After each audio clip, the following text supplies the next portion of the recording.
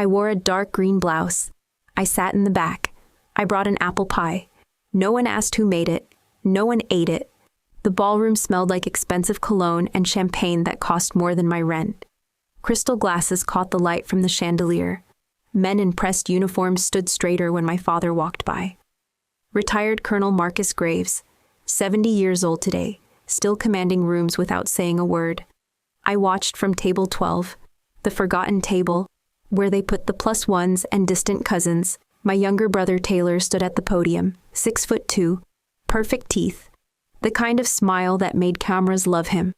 He raised his glass toward our father, to the man who taught me everything about honor. Applause filled the room like thunder. To my dad, who showed me what it means to serve others before yourself. More clapping. Someone whistled. I picked at the tablecloth, watched my pie sit untouched on the dessert table. Golden crust. Perfect lattice work. 3 hours in my kitchen that morning. I'd written "Happy Birthday, Dad" in cinnamon sugar across the top.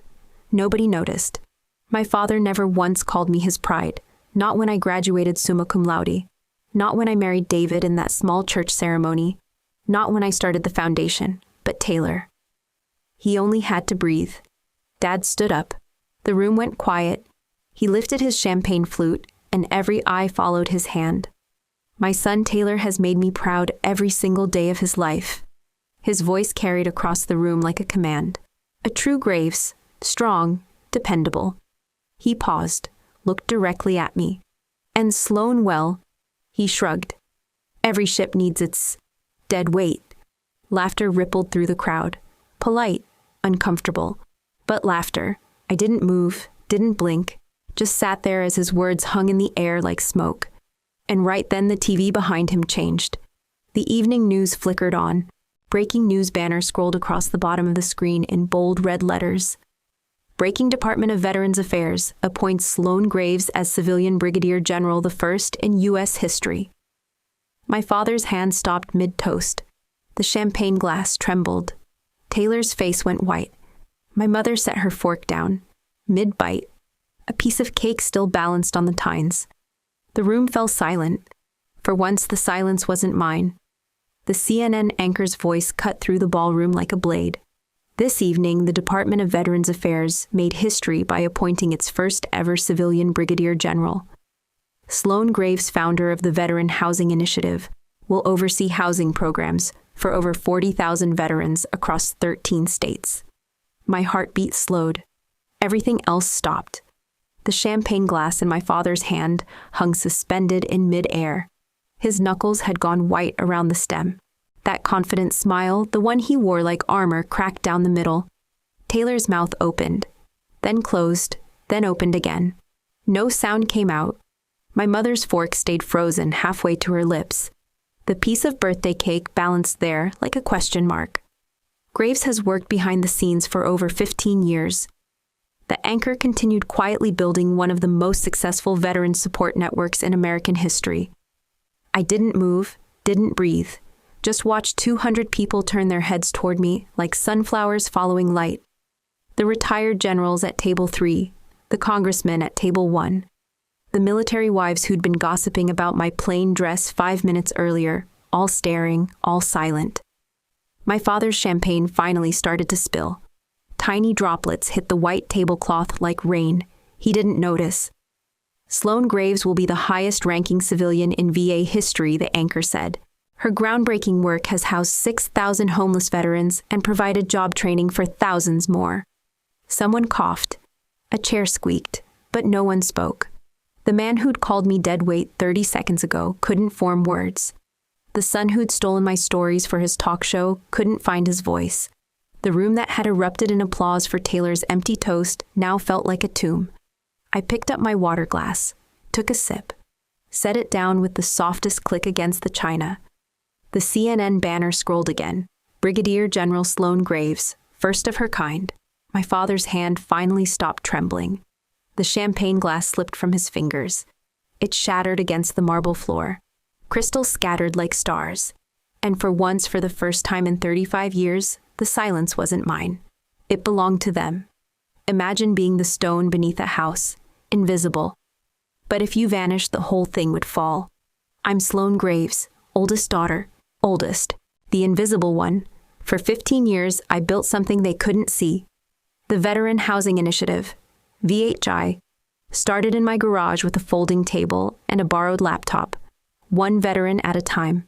One phone call. One rejected application turned into an approved lease. 6,000 homeless veterans. 13 states. Tiny apartments that became homes. Job training programs that became careers.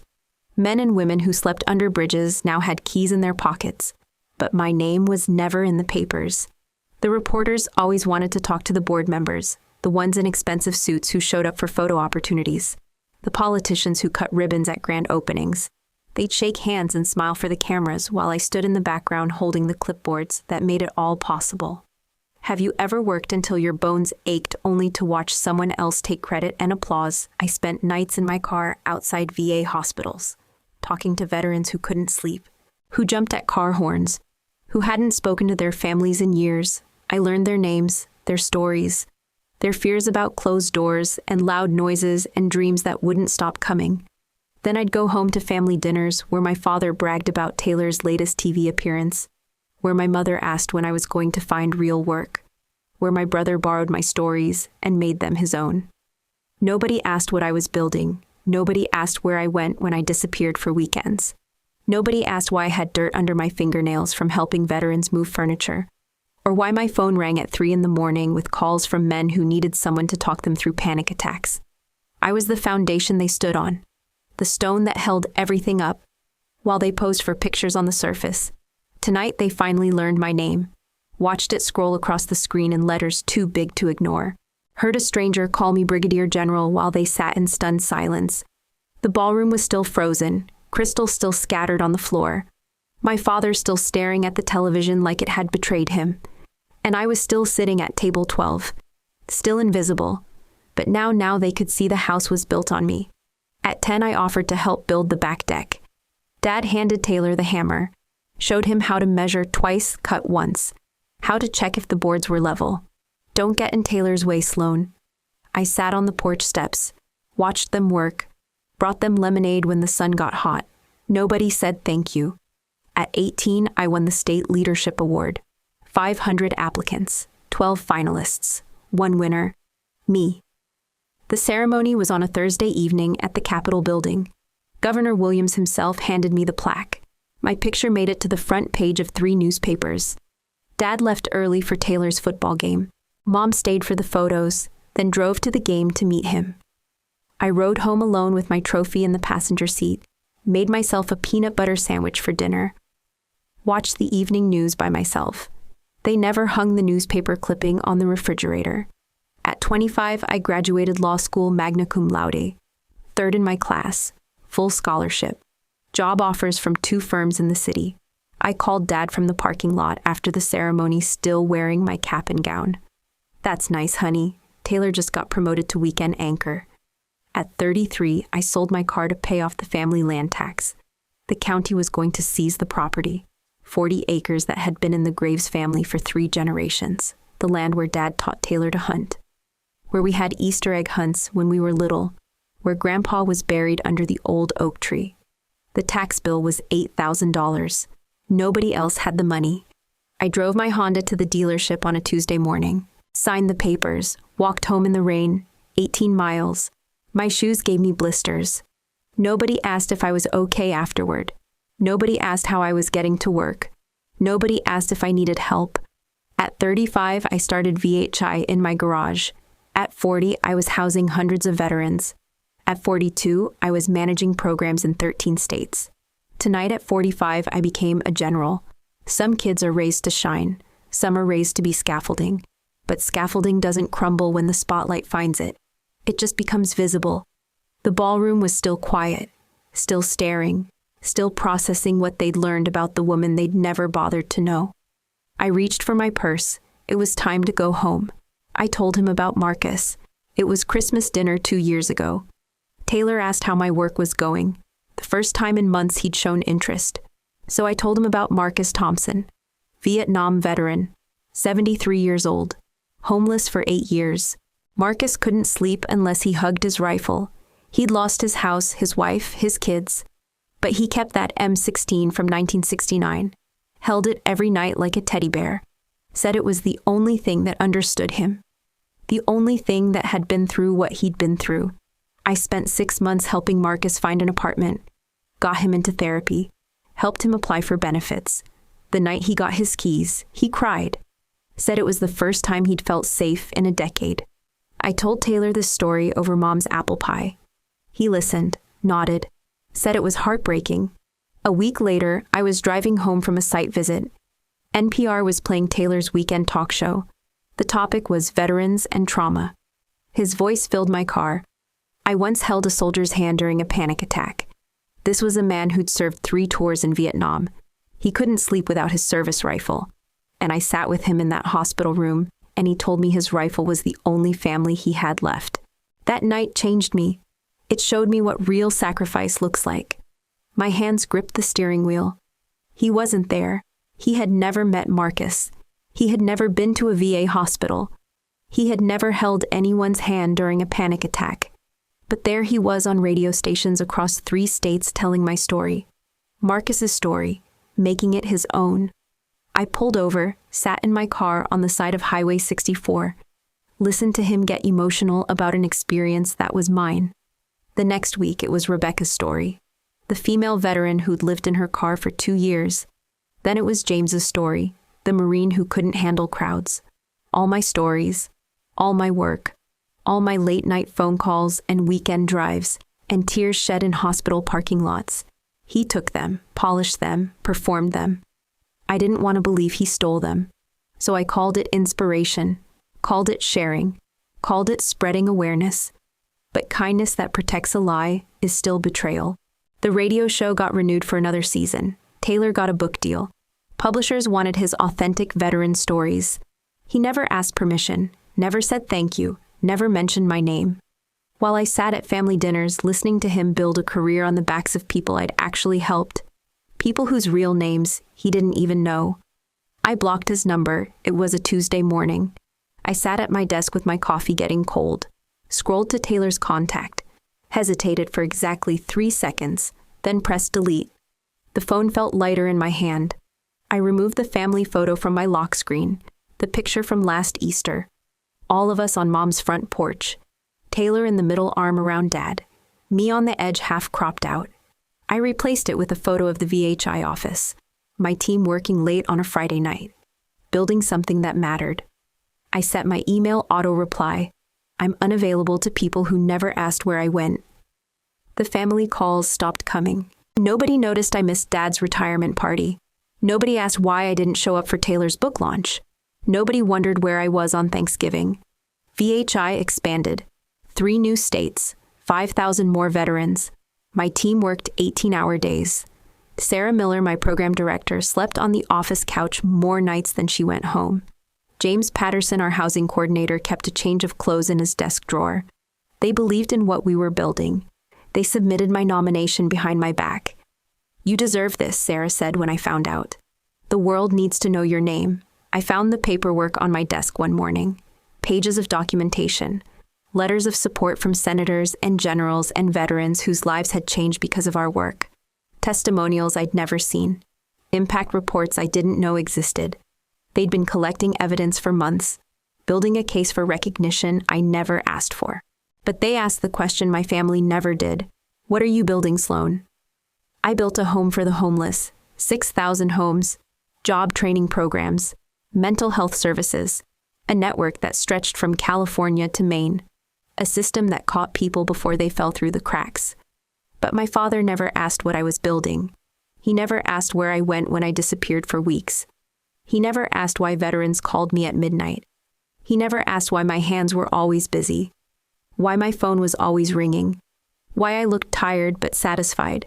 He just called me dead weight and raised his glass to celebrate my brother's borrowed stories. The call came on a Wednesday morning. Sloane Graves, this is Harper Johnson, New York Times. I was in my office reviewing housing applications. 43 veterans needed placement by Friday. I almost didn't answer. I think you should know something. Your brother just performed your blog post, word for word. My pen stopped moving. I'm sorry. Your piece about Marcus Thompson, the veteran with the rifle. Taylor quoted it exactly on his show yesterday. Called it his own experience. I set the pen down. How do you know it was mine? I do my research, Ms. Graves. Your VHI blog. Posted 18 months ago. Every detail matches his radio story. My hands went cold. Are you recording this? No, but I'd like to talk. I think there's a story here. The article broke 3 days later. Stolen Valor, the sister behind the fame. Harper had done her homework, traced every story Taylor had stolen, matched my blog posts to his radio shows, found the real veterans whose experiences he'd claimed as his own. She interviewed Marcus Thompson, Rebecca Walsh, James Rodriguez. All of them confirmed they'd worked with me, not Taylor. All of them said they'd never heard of my brother until they saw him on television telling their stories. The backlash was swift. Social media exploded. Stolen Valor trending. Veterans groups demanded answers. Taylor's publisher pulled his book deal. Netflix dropped his upcoming documentary series. My father went dark. No press comment. No defense of his son. No statement about his daughter. Radio silence. Harper called me after the story went viral. How does it feel? She asked. Strange. Good strange or bad strange. I watched through my office window as Sarah hung up the phone. Another veteran housed. Another life changed. Just strange. Being seen. You were always there, she said. You were the shadow he stood on to reach the light. It's time they learn your name. The next morning, my phone rang 67 times. Interview requests, speaking engagements, documentary producers wanting to tell my story. The real story. I answered 3 calls. The rest could wait. I had work to do. Homes to build. Veterans to serve. Stories that belonged to the people who lived them, not the people who stole them. The invisible woman was finally visible, but the work had always been real. The studio was smaller than I'd expected. 2 chairs, a glass table, water bottles with condensation rings already forming on the surface. The interviewer, Rebecca Martinez, adjusted her earpiece and smiled. Ready, I nodded.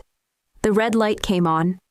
I'm here with Brigadier General Sloane Graves, founder of the Veteran Housing Initiative, and the woman behind one of the most shocking stories of stolen valor we've seen this year. She leaned forward. Her voice dropped to a whisper.